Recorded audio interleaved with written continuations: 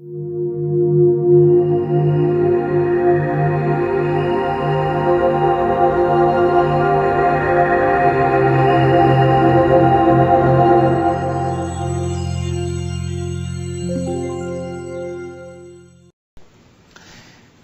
these were the results of this study. In this small group of patients who had been heavily pretreated, on average 3 prior regimens, at the maximally tolerated dose with still good tolerance, 41% of patients had an objective response rate, one patient with a complete response rate.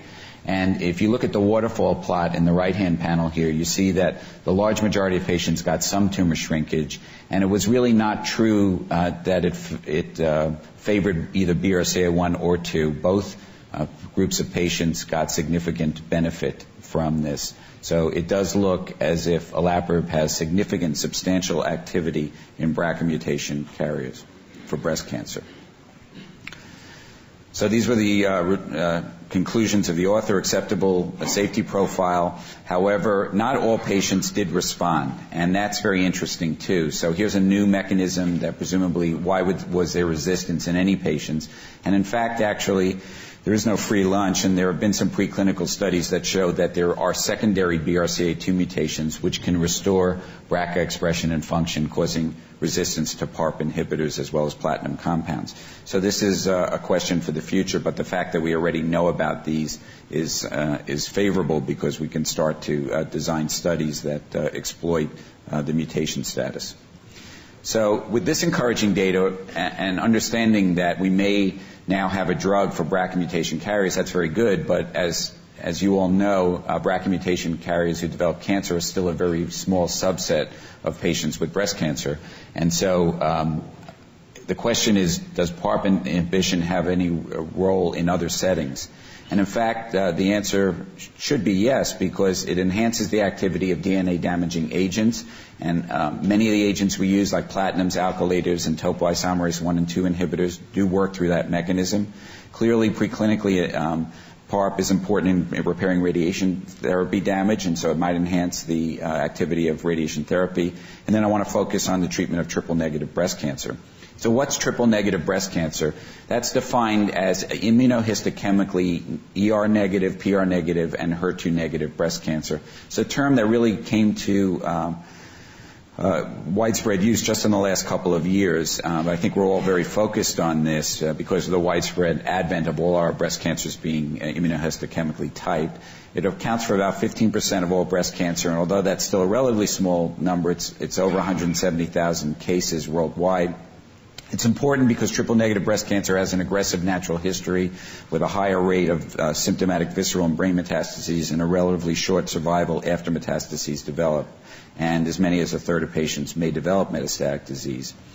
One misnomer or misconception around triple-negative breast cancer is that it's not sensitive to chemotherapy. And that's actually not true, or at least some subsets of triple-negative are quite sensitive. And this data from the MD Anderson group shows patients exposed to neoadjuvant chemotherapy and then sorted by whether they were triple-negative or not. And as you can see, pathologic complete response to neoadjuvant chemotherapy was associated with the same good outcome in the triple-negative group as the non-triple-negative group. And they had prolonged survival, and we understand PCR as a good surrogate for prolonged survival. It's true for triple-negative as well. However, for the patients who did not have a pathologic complete response to neoadjuvant chemotherapy, the non-triple-negative patients had a much better outcome than those who were the triple-negative, shown in red here. They had early relapse and poorer survival.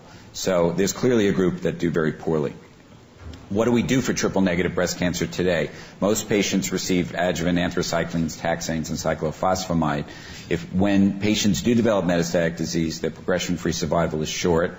There's some evidence that bevacizumab and paclitaxel improves PFS compared to paclitaxel alone, perhaps a little bit differentially for triple-negative breast cancer. There's also subset analysis of studies looking at ixabep alone with a differential response, possibly for triple-negative, certainly no worse for triple-negative. Platinum salts have been recently evaluated with one small study showing a 24% single-agent PCR rate to single-agent cisplatinum, so that needs to be explored. And for certain reasons, don't have time to go into, cetuximab was added to platinum in triple-negative breast cancer and disappointingly didn't add very much. But it's important to realize that triple-negative breast cancer shares a lot of clinical and pathologic features with BRCA-related breast cancer, specifically BRCA1 breast cancer. They're both triple-negative phenotype. They usually have a mutated p53 gene. And what's perhaps most important is the fact that, as I've shown you, hereditary BRCA cancers have mutational inactivation, but triple-negative breast cancers appear to have diminished expression. So they don't have mutations in it, but the functional consequence is the same. They don't have functional BRCA1. If you look at gene expression profiling, they both look basal-like in the large majority, poorly differentiated, and both groups are highly sensitive to DNA-damaging agents. If you look at genomic expression, you'll see that the majority of BRCA mutations fall into this, what's called the basal-like or the triple-negative group of patients as defined by genetic expression. And all of these BRCA1 mutation carriers were in the basal-like group. And so that suggests that sporadic triple-negative breast cancer, which is also false for the large majority in this group, may have acquired defects in BRCA1-related functions and DNA repair. So that led to this I think, very interesting trial that was presented at the plenary session by Joyce O'Shaughnessy at ASCO last year, which looked at BSI-201, an IV PARP inhibitor in combination with carboplatin and gemcitabine in triple-negative breast cancer. This was a randomized phase 2 trial. I should also mention that PARP is upregulated in the majority of triple-negative breast cancers, and I'll show you some of the data. BSI-201 is a small molecule PARP inhibitor that had very little dose toxicity in phase 1 studies and markedly inhibited PARP inhibition when looked at pharmacodynamically in a surrogate marker in peripheral blood mononuclear cells, and had in vitro synergy with both carbo and gem. So this study was a 1-to-1 randomization. The primary objective was clinical benefit rate defined as overall responders in stable disease at 6 months. And patients were eligible if they had documented triple-negative breast cancer, measured metastatic disease, up to 2 prior regimens for metastatic disease, but no prior therapy with any of the agents used. Stable brain metastases were allowed and good PS. They were randomized to receive either gemcitabine and carboplatin on a somewhat novel regimen that has been used by the Dallas group and Dr. O'Shaughnessy's group for some time. So they used low-dose carboplatin on day 1 and 8 and gemcitabine at 1,000 milligrams day 1 and 8 of a 21-day cycle. The BSI-201 was given twice, week 1 and 2. And the reason for this was to try to maximize the exposure of the cancer cells to both drugs so that you would have the DNA-damaging agent and the BSI, which was the PARP inhibitor, in the cell at the same time. Patients were restaged every 2 cycles. Patient characteristics are shown here. Both groups were well balanced. It's a small trial, as you see. When it was presented, only 100, this is all 120 patients. The results were actually based on a lesser number. About a third of the patients had received prior treatment for metastatic disease. And about half had received both an anthracycline and taxane prior.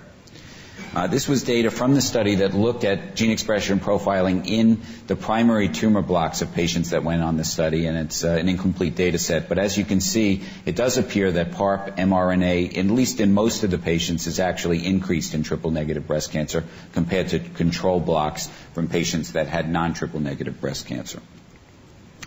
So the efficacy results are shown here, and there was a striking benefit for adding BSI-201 to CarboGem, with a tripling of response rate to 48% and about a tripling of the clinical benefit rate, with almost 2/3 of the patients having clinical benefit.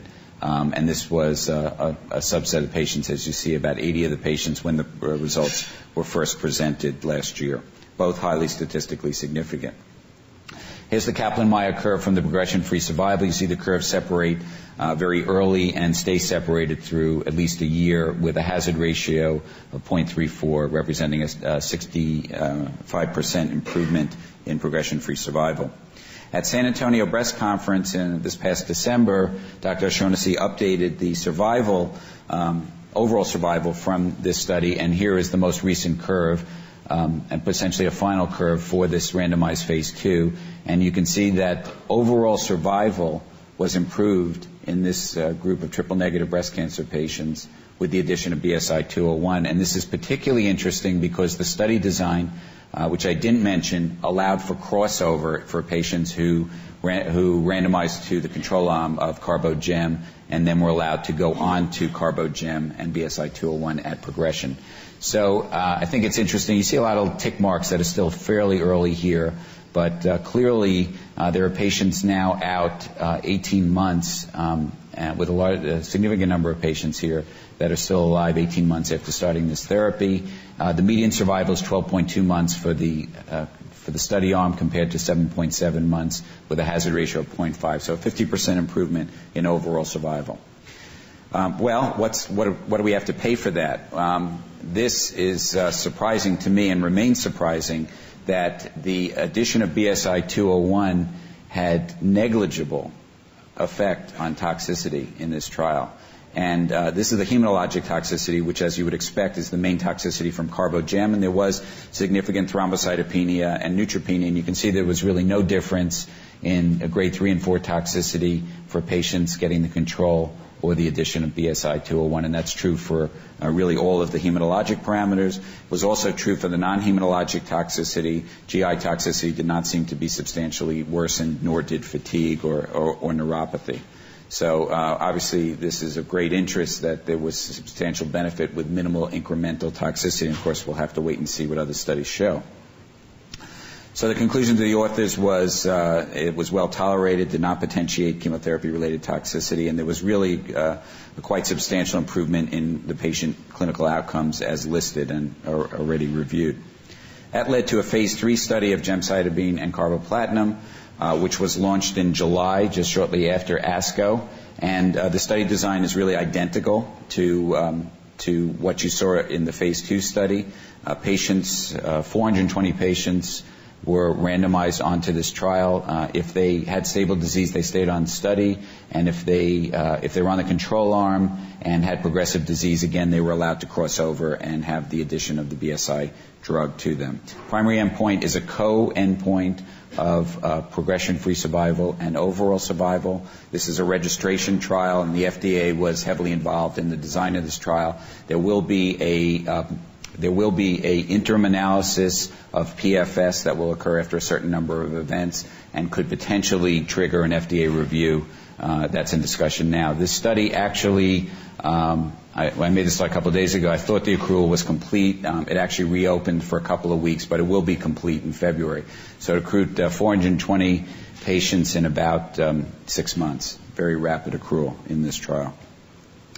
So there are lots of other clinical trials going on with PARP inhibitors in breast cancer. Here's a list of the other drugs that are being evaluated, also in ovarian cancer and also in other solid tumors. And there is reason to believe that PARP inhibition, as I've shown you, might be a more generalizable phenomenon that would add to benefit of other DNA-damaging drugs.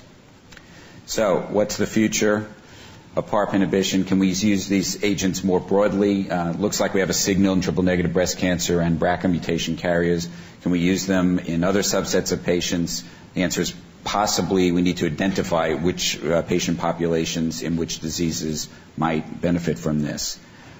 What's the timing of PARP inhibition related to the cytotoxic agent? Do we really need to give it twice a week? Should it be given daily? Should it be given before it or afterwards, and how long to continue it? These are obviously questions that will be answered once clinical utility is established. I believe that the data to date suggests that they do represent a major advance in the treatment of patients with BRCA mutations and appear to be highly active in a subset of triple-negative breast cancer. And I'm very excited because I think PARP inhibition does fulfill the paradigm of personalized medicine, and this is the way that we're going to develop drugs in the future. So thank you for your attention, and I'm happy to answer any questions that you have.